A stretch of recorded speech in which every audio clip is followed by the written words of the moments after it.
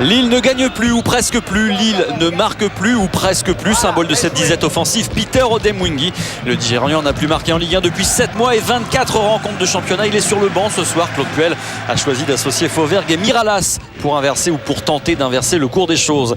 Les Lillois qui sont les premiers à se montrer dangereux dans cette partie avec Kader Keita qui alerte Nicolas Fauvergue. Il se retourne et frappe en pivot Nicolas Fauvergue. Un ballon qui va passer juste à côté des buts de Teddy Richard. Première alerte sur les buts sochaliens. Des Lillois qui continuent d'avancer dans cette première période. On procède par plusieurs touches de balle avec Bastos qui tente d'alerter encore une fois Miralas puis Keita.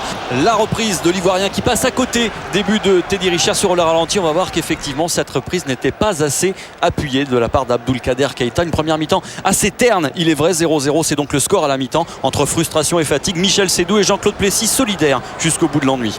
Dans cette seconde période, on va retrouver une équipe lilloise avec un petit peu plus d'entrain, un petit peu plus d'allant. Confirmation dès l'entame de cette seconde période avec Greg Taforo qui sonne la charge, le capitaine lillois qui va venir déclencher cette frappe. Un ballon cafouillé puis contré, El Bounabdi qui glisse avec la récupération de Fauvergue qui avec beaucoup de sang-froid dribble Teddy Richard pour marquer dans le but vide malgré le retour de Dusko Tozic.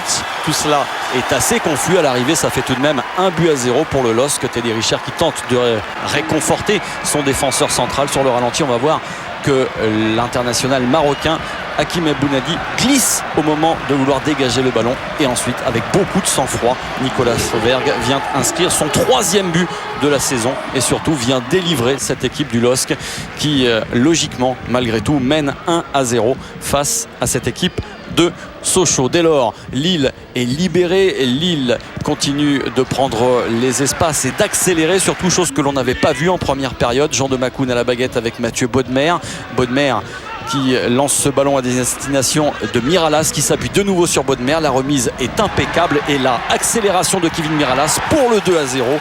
Miralas qui marque le 2e but du LOSC. C'est son premier cette saison, jeune attaquant du LOSC.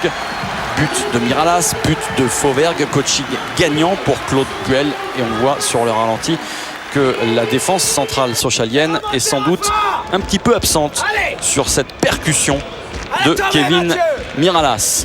Des Sochaliens que l'on n'a toujours pas vu à l'attaque. Il faut attendre la fin de rencontre pour voir Sébastien Grax alerter Dusko Tozic sur le côté. Centre de Tozic, repris par la tête de Schmitz qui est à 2 doigts de tromper Tony Silva qui d'une claquette évite la réduction du score. 2-0, ce sera donc le score final. La belle affaire pour le LOSC, évidemment, qui après 3 revers consécutifs renoue avec la victoire et se replace dans la course à la Ligue des Champions, comme l'a confirmé Nicolas Fauvergue à Philippe Lefebvre.